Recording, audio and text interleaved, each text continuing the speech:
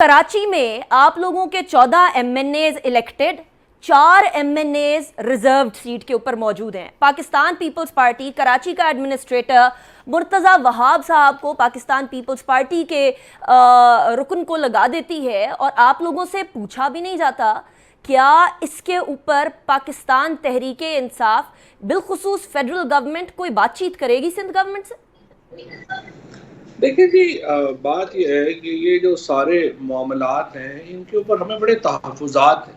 जिस तरीके से सिंध हुकूमत को चलाया जा रहा है, जिस तरीके से सिंध हुकूमत में पैसे बांटे जा रहे हैं, ये सारा ही मामला बहुत काबिल एतराज़ है। इस साल सिंध को 750 अरब रुपया वफाक से ट्रांसफ़र होगा।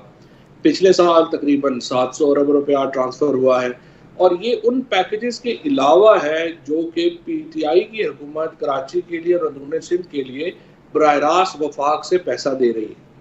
अब आप देखिए कि जब इतना बड़ा पैसा एक प्रोविंस में जा रहा है और उसका जो खर्चा हो रहा है वो इस कदर बहिमाना है और इस कदर डिस्क्रिशनरी है कि उसके ऊपर हर शख्स को ही एतराज़ात हैं। सो चाहे वो पीपल्स पार्टी का हो, चाहे वो किसी और पार्टी का हो, तमाम ही लोग समझते हैं कि जो चीफ मिनिस्टर्स और बिलावल हाउस ने जिस तरीके से सिंध के मसाइल के ऊपर कब्जा किया है वो बहुत ही शर्मनाक है। और आप देख रहे हैं कि किस तरह से जरदारी साहब के अपार्टमेंट्स निकलते हैं न्यूयॉर्क में।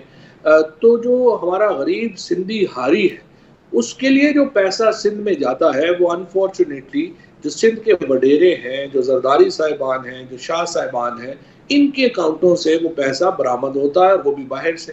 ये जो सारी सूरत हाल है ये बड़ी कंसर्निंग है और मुझे बड़ा अफसोस है कि सुप्रीम कोर्ट ने अभी तक जो आर्टिकल 140A जिसके ऊपर अमल दरामद कराया जाना चाहिए था, जो एक बुनियादी शिक है पाकिस्तान के आइन की, जिसके तहत एक मौसर लोकल गवर्नमेंट निज़ाम लाना था, जिसके तहत आपने वसाइल को जो डिस्ट्रिक्ट्स हैं उनमें तकसीम करना था, वो नहीं हुआ और उसकी वजह से ये जो सारा पैसा है ये एक सियासी जमात ही नहीं एक ख़ानदान तक महदूद हो गया है और उसकी वजह से पूरा जो सिंध है वो यरगमाल है इस वक्त जरदारी साहब के हाथ। अच्छा, लेकिन सिंध, बाकी सिंध के अंदर तो पाकिस्तान तहरीक इंसाफ की नुमाइंदगी नहीं, कराची के अंदर तो एक बहुत बड़ी तादाद के अंदर नुमाइंदगी है और यकीनन अगर कराची के अंदर कारकर्दगी गड़बड़ होती है या सिंध हुकूमत की तरफ से पैसा नहीं लगाया जाता है तो मलबा तो पीटीआई के एमएनएज पे पड़ेगा, क्योंकि अवाम आप लोगों से पूछेंगे कि आप लोगों को नुमाइंदा बना के नेशनल असम्बली में भेजा था तो फिर आप लोगों ने क्या किया? क्या कोई वे आउट, कोई सिंध हुकूमत के साथ बैठकर बातचीत करने का कोई तरीकाकार या कोई एटलीस्ट ऐसी सोच जहन में है पाकिस्तान तहरीक इंसाफ के? Is it on the cards? देखो, पहली बात तो उनका ये है कि जो पाकिस्तान तहरीक इंसाफ के जो नुमाइंदे हैं हम आइन के अंदर रहकर ही आवाज़ उठा सकते हैं। हम कानून से बाहर तो नहीं जा सकते। सो जो आइन और कानून प्रोवाइड करता है उसके मुताबिक जो हमारे जो MPAs हैं वो रोज़ाना एहतजाज करते हैं, उनकी बात होती है। आप देखिए कि सिंध में ना सिर्फ ये कि बजट के ऊपर लीडर ऑफ पोजीशन को तकरीर ही नहीं करने दी गई बल्कि पब्लिक अकाउंट्स कमेटी का जो फोरम है सिंध, चाहे वो वाहिद सूबा है जिसमें आपने पब्लिक अकाउंट्स कमेटी में अपोजिशन को डाला ही नहीं।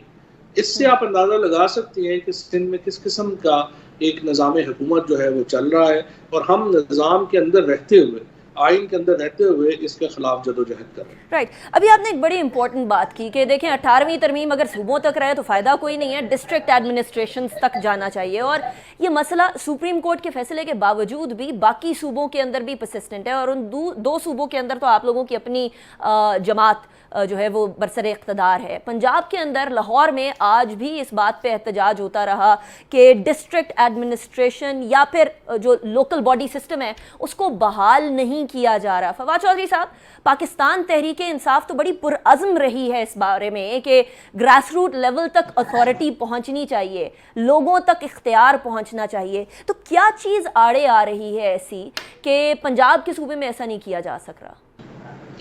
मेरा तो ये ख्याल है कि अगर आप मुझसे पूछें कि जो 2-3 सबसे बड़ी गलतियां अभी तक हमारी हुकूमत से हुई हैं ख़ुसूसन पंजाब में, वो यही है कि जो हमने लोकल गवर्नमेंट का इलेक्शन नहीं कराया और जो निज़ाम जो है उसमें इस्लाह नहीं की। मैं ये समझता हूँ कि पाकिस्तान इस तरह से आगे नहीं जा सकता। और वफाकी काबीना ने कम से कम 2 बार सूबों को बशमूल पंजाब ये कहा कि आप लोकल गवर्नमेंट के जो निज़ाम है आर्टिकल 140A है उसको इम्प्लीमेंट करें, और सूबों ने उसको इम्प्लीमेंट नहीं किया। और इसीलिए मैं समझता हूँ कि सुप्रीम कोर्ट का जो फैसला आया है लोकल गवर्नमेंट के मुतालिक, वो इस लिहाज से सही है कि उन्होंने इस पे जोर दिया है कि लोकल गवर्नमेंट करानी चाहिए।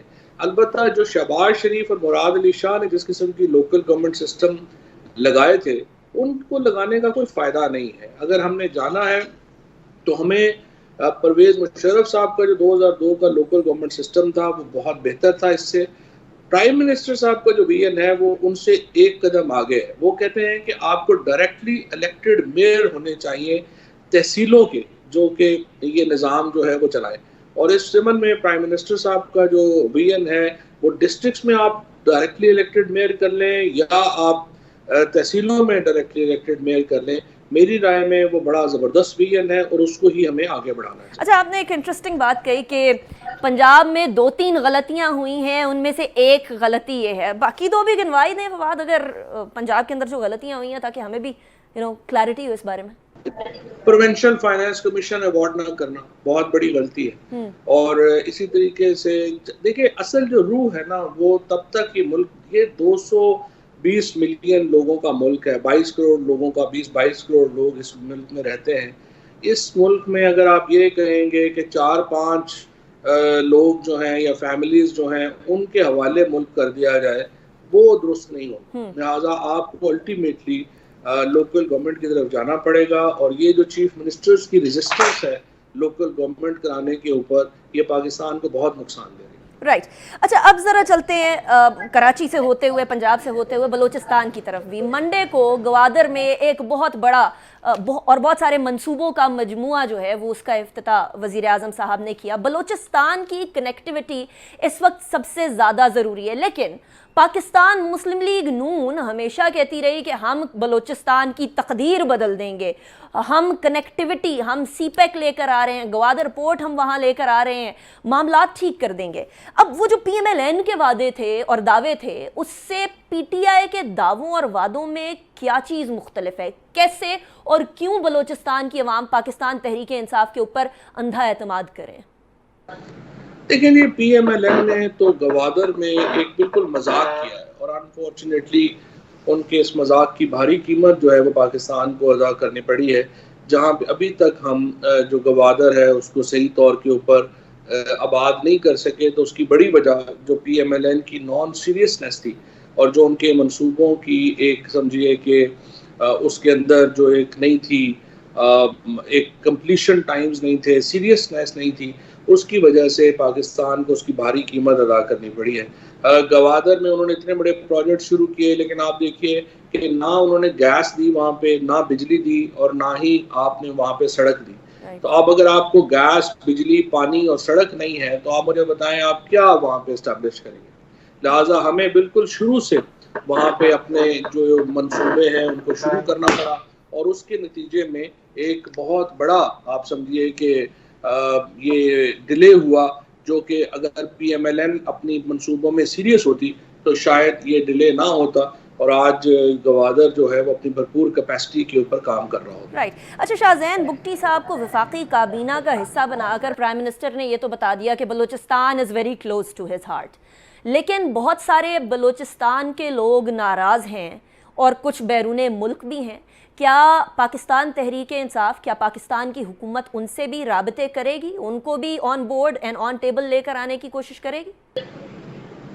लेकिन अभी इसका तफसीली एजेंडा तय होना बाकी है, और उसमें जो तमाम इदारे हैं, सिक्योरिटी इदारे हैं, और जो वहाँ की सियासी जमातें हैं, प्रोविंशियल गवर्नमेंट है, इन तमाम की मुशावरत से एजेंडा बनेगा, और फिर उसमें देखेंगे कि किन किन लोगों से बातचीत होनी चाहिए, किन किन लोगों से बातचीत का फ़ायदा नहीं है। तो इसकी जो तफसीली एजेंडा है वो भी आना बाकी है। राइट। अच्छा, आपने नेशनल सिक्योरिटी की बात की है, जो नेशनल सिक्योरिटी ब्रीफ हुई थी उसकी दूसरी सिटिंग भी होनी थी, क्या कुछ डिसाइड हुआ, कब होनी है, क्या वो जो है वो कब आगे बढ़ेगी और क्या उसके अंदर वज़ीर आज़म साहब होंगे? बिकॉज आपने ये फरमाया था कि शहबाज शरीफ साहब ने कहा है कि जी हमने वज़ीर आज़म साहब को बोला है कि आप साइड पे हो जाएं, फिर वहाँ से तरदीद आती है और फिर स्पीकर ऑफिस से ये बताया जाता है कि नहीं वाकई में रिक्वेस्ट की गई थी। तो क्या अब जब पब्लिकली अपोजिशन ये बोल रही है कि हमें कोई मसला नहीं, हम तो चाहते हैं वज़ीर आज़म साहब इस तरह की ब्रीफिंग्स में बैठे हैं, तो क्या अगली ब्रीफिंग या अगली सिटिंग के अंदर वज़ीर आज़म साहब मौजूद होंगे? अभी तो कोई उसकी डेट नहीं आई है, जब डेट आएगी तो उसके मुताबिक फैसला करेंगे। देखिए, लेकिन इससे आपको अपोजिशन की एक नॉन सीरियसनेस का भी अंदाज़ा होता है। आप देख सकती हैं कि इसमें शहबाज शरीफ साहब को और उनकी जो बाकी लोग हैं उनको ये भी नहीं पता कि आखिर वो चाहते क्या हैं।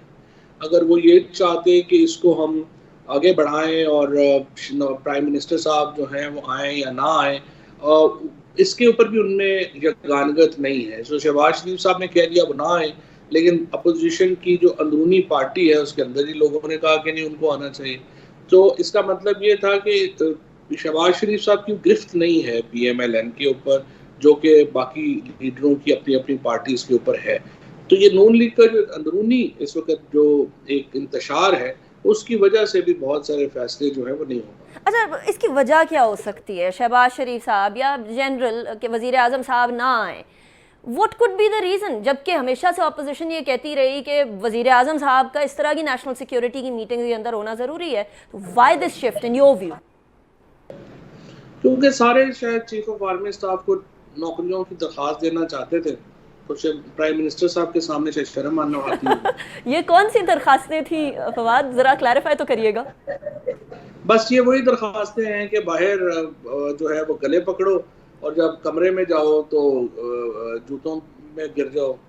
तो इसी किस्म की दरखास्तें हैं। इन अपोजिशन का यही हाल है, बाहर बड़ी बड़ी बातें करते हैं और जब वक्त आता है तो उस वक्त सारे जो हैं वो जो है वो सजदों में गिरे अच्छा, ये होते हैं। कोई एक जमात है या आप ओवरऑल सारी अपोजिशन जमातों के बारे में बात कर रहे हैं?